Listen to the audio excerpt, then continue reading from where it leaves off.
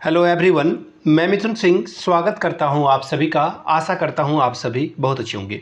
झारखंड सहायक आचार्य भर्ती 2025 की बात करेंगे क्योंकि 2023 से ये प्रक्रिया शुरू हुई थी। 24, 25, 26 तक भी ये जा सकती है। फिलहाल उम्मीद बहुत कम लग रहा है क्योंकि लगभग सभी काम हो चुके हैं।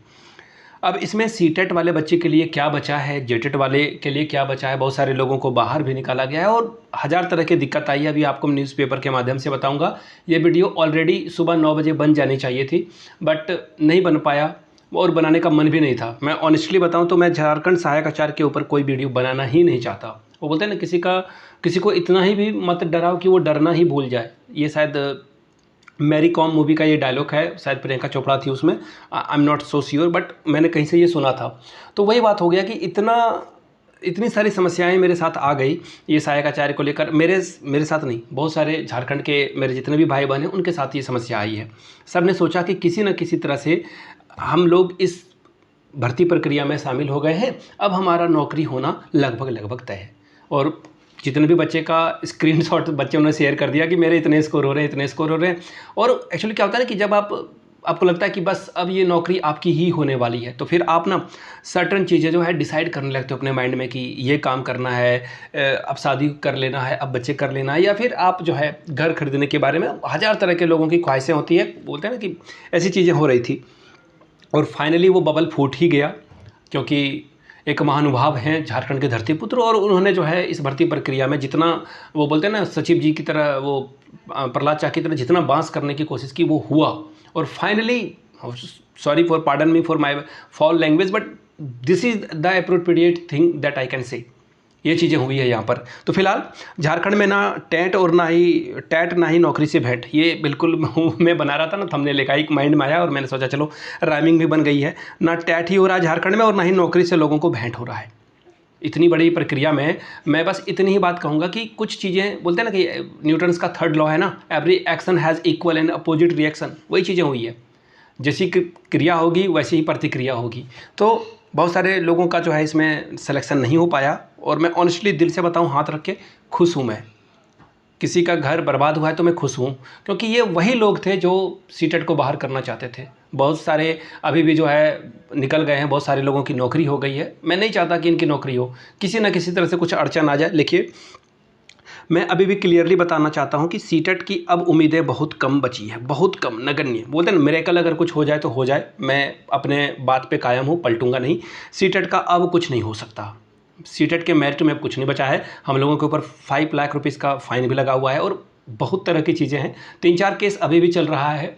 सरकार के द्वारा जो है इसे भर्ती प्रक्रिया को बैक पे वो लेना चाहते थे बट वो अनफॉर्चुनेटली हुआ नहीं क्योंकि जो जज साहब थे सुप्रीम कोर्ट के, उन्होंने क्रिस्टल क्लियर कह दिया कि सीटेट का अब आगे कुछ नहीं हो सकता है और इस भर्ती प्रक्रिया को जल्द से जल्द कंप्लीट कराया जाए। ये सारी चीज़ें पब्लिक डोमेन में है, आप भी न्यूज़पेपर के माध्यम से या फिर डिजिटल मीडिया के माध्यम से आपने देख रखी होगी। इसमें कुछ भी मैं बताने वाला न्यूज़ या फिर कोई न्यू इन्फॉर्मेशन या न्यू इनपुट नहीं बता सकता हूँ आपको, ठीक है।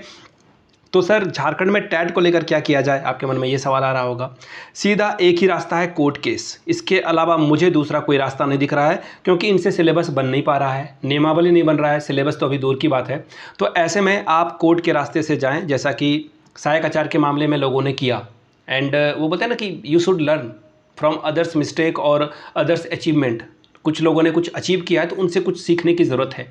तो जिस तरह से सहायक आचार्य को लेकर इन्होंने कहा था कि ये 2026 तक रिजल्ट दे पाएंगे, ये फिलहाल हाई कोर्ट जाते हैं और हाई कोर्ट ने फिर जो है डंडा लगाया सरकार को कि भाई, फटकार लगाई कि क्या कर रहे हो तुम, इतने देर तक आप भर्ती प्रक्रिया कंप्लीट कराओगे क्या।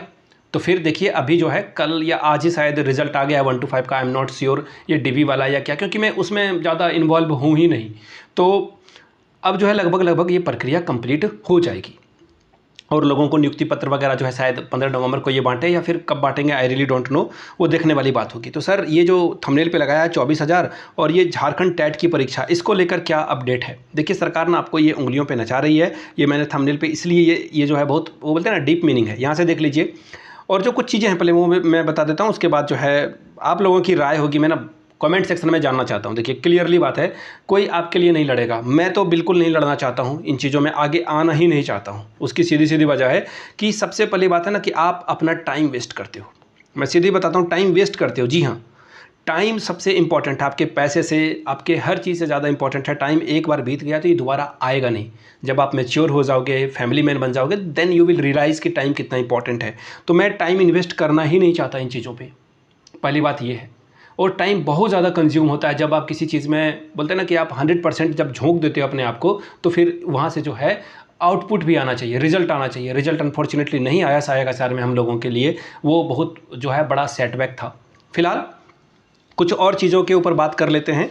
देखिए, आपकी राय के अकॉर्डिंग ही आगे बढ़ेंगे, नहीं तो मुझे किसी भी तरह की कोई जल्दबाजी नहीं है।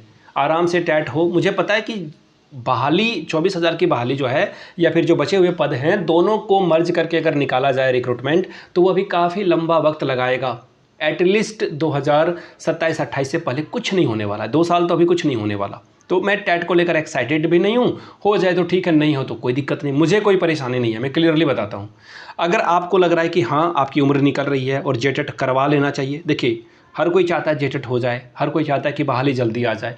कोई दुनिया में या झारखंड में कोई ऐसा इंसान नहीं होगा जो चाह रहा हो कि भर्ती प्रक्रिया जो है बचे, ख़त्म हो जाए, या फिर सरकार आराम आराम से लाए। हर कोई चाह रहा है कि जल्दी से जल्दी हो जाए। हर कोई 2 पैसे जोड़ना चाहता है अपने फैमिली के लिए, अपने लिए और अपने चाहने वालों के लिए। तो जेटेट की परीक्षा सिर्फ और सिर्फ कोर्ट के जो है डंडे से ही हो पाएगा। अदरवाइज इलेक्शन या फिर सरकार जब चाहेगी तो, और सरकार ने 2024 से चाहा और 2025 में हम लोग 1 साल फॉर्म भरने का भी हो गया, लेकिन अभी तक रिजल्ट जो है आप जीरो पे खड़े हो, बिग जीरो पे आप खड़े हो। तो कोर्ट के अलावा कोई और रास्ता नहीं है। ज्ञापन खेलने का वक्त ख़त्म हो चुका है। आप नेता के पास जाओगे, उनको लेटर दोगे, वो बोलेंगे सहायक आचार्य और जेटेट तो एक ही है, कोर्ट में केस चल रहा है। इस तरह के लोग, रामदास सोरेन जी ने ये बातें कही थी, मुझे स्पष्ट तौर पर याद है।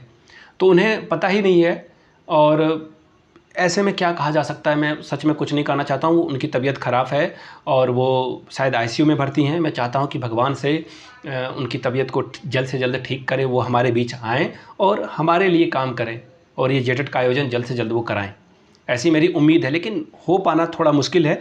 तो कोर्ट केस को लेकर जो है आप क्या चाहते हैं? अगर आप चाहते हैं कि हाँ कोर्ट केस किया जाए तो आप कमेंट करके यस करिएगा। अगर आप चाहते हैं कि नहीं, जो जैसा हो रहा है होने दें, आप नो लिख दीजिए simply. You can agree with me, you can also disagree with me, both are the, आपके ओपिनियन के अकॉर्डिंग ये चीज़ें हो सकती है। तो आप नीचे कमेंट करके लिख दीजिएगा। अब देखिए, सहायक आचार्य में 2 रिजर्वेशन वाला मामला आया है। इस पे अब देखिए आयोग क्या सफाई देता है। ये देखिए, यहाँ पे इन्होंने, आयोग ने कहा भी है, देखिए सुधीर गुप्ता जो सेक्रेटरी हैं, उन्होंने कहा है कि हमारे संज्ञान में यह नहीं है। अगर ऐसा कोई मामला है तो उसे हम ठीक कर देंगे, यानी कि रिजल्ट जो है एक बार करेक्शन से फिर आएगा। ठीक है, तो ऐसे देखने वाली बात होगी। ये मुझे भी लग रहा है कि ये कुछ मिसमैच वगैरह हुआ है। अब देखिए, बायोमेट्रिक को लेकर भी जो है चीज़ें हुई है, डॉक्यूमेंट वेरिफिकेशन से इनको हटाया गया। अब देखने वाली बात होगी। इन सब चीज़ों में मैं बस इतना ही कहूँगा कि मैं बहुत ज़्यादा इस पे जो है कमेंट नहीं करना चाहता हूँ। जो चीज़ें जैसे हो रही है होने दीजिए। अब देखिए, यहाँ पर सीटें जो खाली हुई ना, वो बहुत बहुत बड़ा जो है आपके लिए प्लस पॉइंट है। बोलते हैं ना कि वो ब्लेसिंग इन डिस्गाइज वाली चीज़ें हो जाती है कि जब सब कुछ आपके नेगेटिव में जा रहा हो तो कुछ चीज़ें पॉजिटिव भी हुई है। तो ये बात थी, मैंने अपनी बात को रखा। मैं अब ज़्यादा देर नहीं बोलना चाहता हूँ, नहीं तो फिर दिक्कत हो जाएगी, फिर और भी बातें विवाद हो सकता है। इसलिए मैं बहुत नाप तोल के चीज़ों को बोलने की कोशिश कर रहा था। फाइनली आपकी जो भी राय है वो नीचे कमेंट सेक्शन में रखें।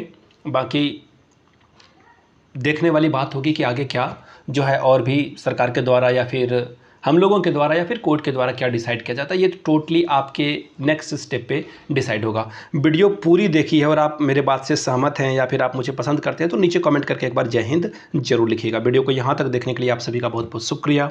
Have a good day.